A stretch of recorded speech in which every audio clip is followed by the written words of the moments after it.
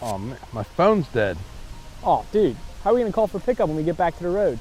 Don't worry, I bought a new solar panel. You can charge the phone with that. Bro, you see how tiny that thing is? We're in Pittsburgh, man. It's cloudy out. You're gonna need something about that big. Did you know that 36% of all new electricity generating capacity additions this past year are from solar power? Solar power has actually been holding quite steady since 2013 by being about 30% of all added electric power capacity in the United States year over year.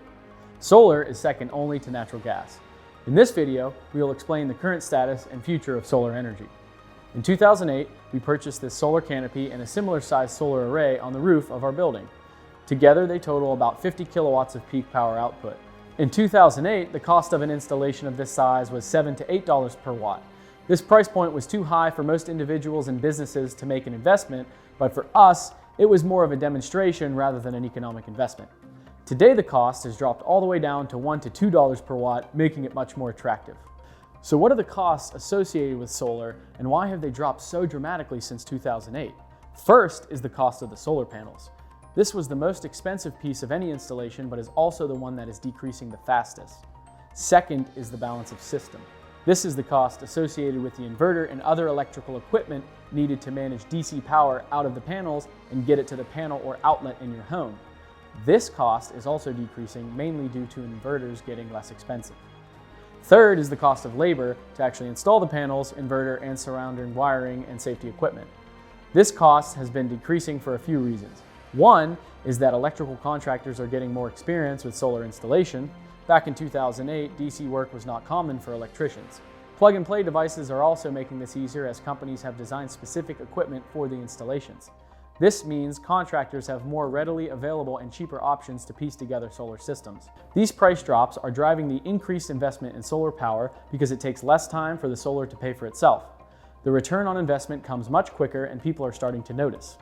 Here to speak more about what Eaton is doing to support the adoption of solar power, I would like to introduce John Vernacchia, our segment manager for renewable energy in North America. Thanks, Santino. Eaton provides a wide range of electrical equipment to help customers safely and reliably connect solar power to homes, commercial buildings, and the utility grid. The solar industry refers to this equipment as the electrical balance of system. We are a leading supplier of medium voltage transformers and switchgear and low voltage AC collection switchboards for commercial and utility solar projects in North America. Eaton also supplies solar-ready load centers and meter breaker centers to both national and regional residential solar installers. And our engineering services team has designed and built turnkey solar systems and integrated them into microgrid applications for commercial, government, and utility customers.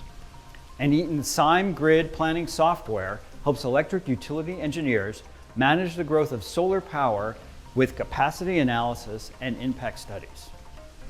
Historically, the growth of solar in the United States has been driven by tax incentives and regulatory requirements. At the federal level, there is an investment tax credit to help offset the initial cost of installing solar PV systems, which is currently available for commercial and utility scale projects.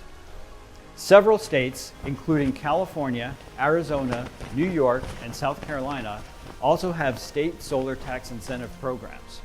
Although the United States does not have a federal renewable energy requirement, 29 states and the District of Columbia have renewable portfolio standards, which require a specified percentage of the electricity that utilities sell come from renewable resources. However, the market drivers for solar are changing. The price of solar has fallen so that it is now competitive with other forms of electricity generation.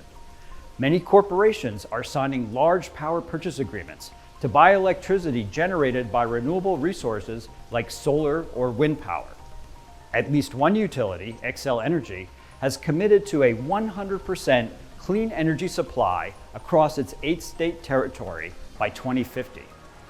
All this rolled together solar is projected to add 12 gigawatts of new electricity generation to the US grid in 2019. That's a 17% growth over prior year. And by 2021, the US is forecasted to be adding new solar installations at a rate of 17 gigawatts per year. The growth of solar is also being aided by the falling price of battery energy storage.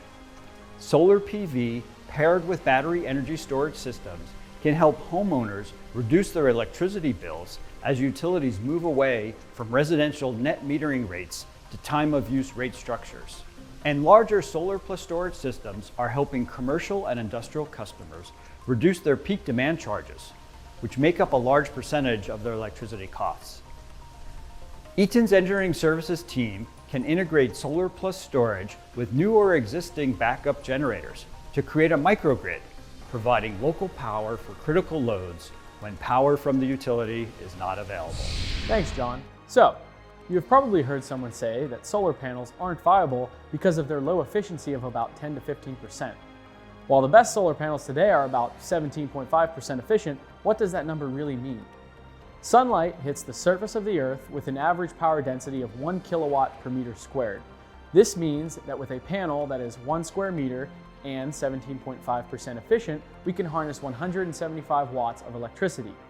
We aren't losing the other 825 watts, we just simply can't harness it yet, but that doesn't matter because the sunlight is free in the first place. All this really boils down to is that you need 15 or 20 panels on your house instead of 5 or 6. The efficiency we care about is what we do after the sunlight is turned into electricity.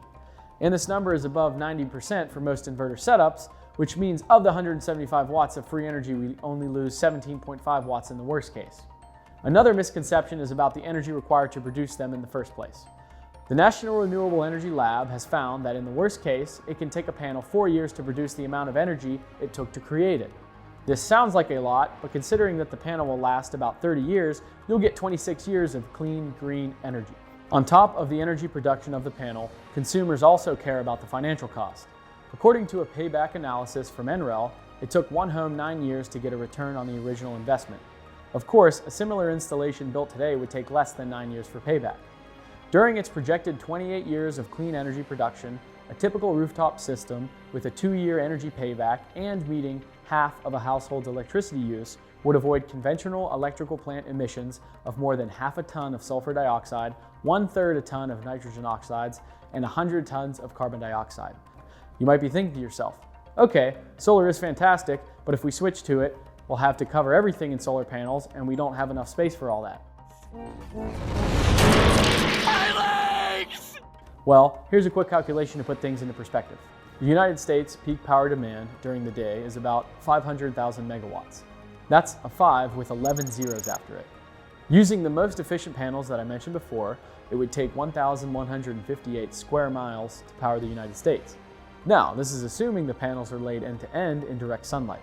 But in actuality, they need space for mounting equipment, inverters, and other electrical equipment to process the power.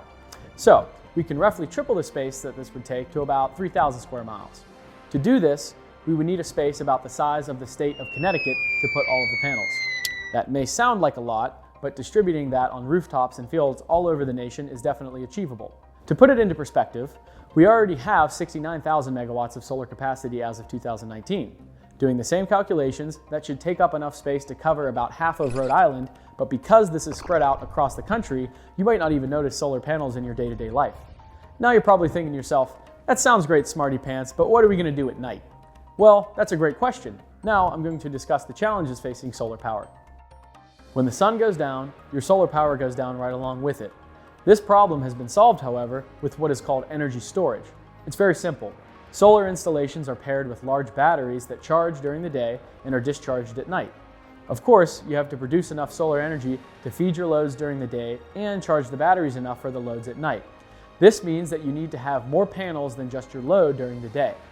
Eaton has solved this problem with our X-Storage home unit. This unit takes in solar power to charge its batteries and feed the house loads with a hybrid inverter simultaneously. It outputs the 240 volts AC power that feeds the panel in your home. Tesla has a similar product called a Powerwall, but the solar inverter and transfer switch are separate from the battery inverter. These residential energy storage devices are used by homeowners when the utility grid power is out due to local weather, for example. Multiple devices can be connected in parallel to provide enough capacity to keep a home powered throughout the night. Energy storage plays another crucial role with solar power.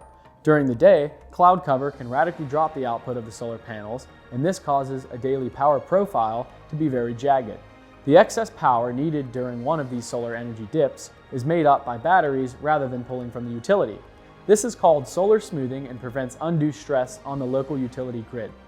Here at the PSEC, we have a 30 kilowatt-hour battery and supercapacitors just for this purpose. As energy storage prices drop, they will become a more viable option to residential and commercial customers. Next, I will discuss some more complicated challenges. These challenges answer the question, why aren't we 100% solar powered? Most solar panel installations are actually grid tied. This is especially critical for those who do not have the energy storage backup for times of cloud cover. The constant grid tie allows for power consumption during times of underproduction, and it is a power sink for whenever you are overproducing, which causes the meter to spin backwards. Solar inverters take the direct current or DC electricity from the panel and convert to the alternating current or AC that you get from an outlet. This is the 120 volts 60 hertz that you have probably heard of. The inverter follows the grid's lead in terms of electrical synchronization to this alternating electricity. The challenge is that most systems need a stable source and thus cannot function without the grid to follow, so in the case where the grid shuts down, you will lose your solar production as well. It is critical to isolate from the grid to prevent backfeed onto the lines that are thought to be de-energized during a power outage. This could put utility workers at risk if your solar installation was energizing the power lines. When the grid power is lost or the voltage or frequency drifts outside the operational parameters, the device will cease system output to the utility. This is noted by the interconnection standards of IEEE 1547 and UL 1741. The inverters can also inject significant amounts of current onto the grid during voltage sag situations. This injected current was not accounted for in older planning protection schemes and can affect fuse and relay coordination. This is a great challenge faced by utility protection engineers. 100 years ago, the power system was developed with power flowing in one direction, from the power plant to the house. Now, with solar power, we have many generation stations spread throughout the grid that are dumping their own power back onto the system. This affects stability and makes design of the future grid an important challenge. Up until now, I've only mentioned watts or real power, but didn't say anything about VARs. VAR stands for volt amps reactive, which is called reactive power. Sometimes called imaginary power, this is the power that supplies the magnetic field in the stator of a motor to allow coupling to the rotor to make it spin. This power doesn't do real work, but it really does matter. VARs are not only required by certain loads like motors, but they are also used to keep the entire AC grid running in a stable fashion. They are used for voltage support in times of heavy loading. Because of the nature of the turbine generators of conventional power generation like coal, nuclear, and natural gas, these sources are very good at providing reactive power quickly and in large amounts. Solar power and other renewables struggle with this because they generate DC power that needs inverters to convert to AC for the grid. Solar inverters can produce VARs, but you would sacrifice the kilowatt capacity of the inverter, limiting your useful power production. As of today, these devices are not yet as cost-effective or robust as traditional methods. This also gets into the concept of spinning reserve. Conventional power plant generators have a very heavy spinning prime mover, making them less sensitive to power transients. This means that a large-scale power plant can supply power very quickly when the demand changes. This is not the case for solar, where the power is limited by the current amount of sunlight. But solar power does have a trick up its sleeve. This whole video I've been using the term solar to refer to one type of solar power. Did you know that there are actually two different types of solar power? The one I've been referring to is photovoltaic solar, which is the most commonly used. It is the process of turning photons of light into electricity. The second type is called concentrated solar power, or CSP. With this type of power, multiple reflective panels are used to direct sunlight radiation to a central tower that is filled with molten salt. This is like using a magnifying glass to burn a piece of paper. The molten salt is then used to run a typical steam Rankine process similar to conventional power generation plants. This means that CSP has the large spinning mass in the form of a steam turbine that can supply effective reactive power. A CSP plant is on the order of tens to hundreds of megawatts, while conventional plants can be on the order of hundreds to thousands. The technology is new, and with future improvements, is a very promising grid-forming power source. Don't worry, Tino. I came prepared this time. If you want to learn more about solar power, contact us or your local Eaton representative to schedule a visit to the Power Systems Experience Center today.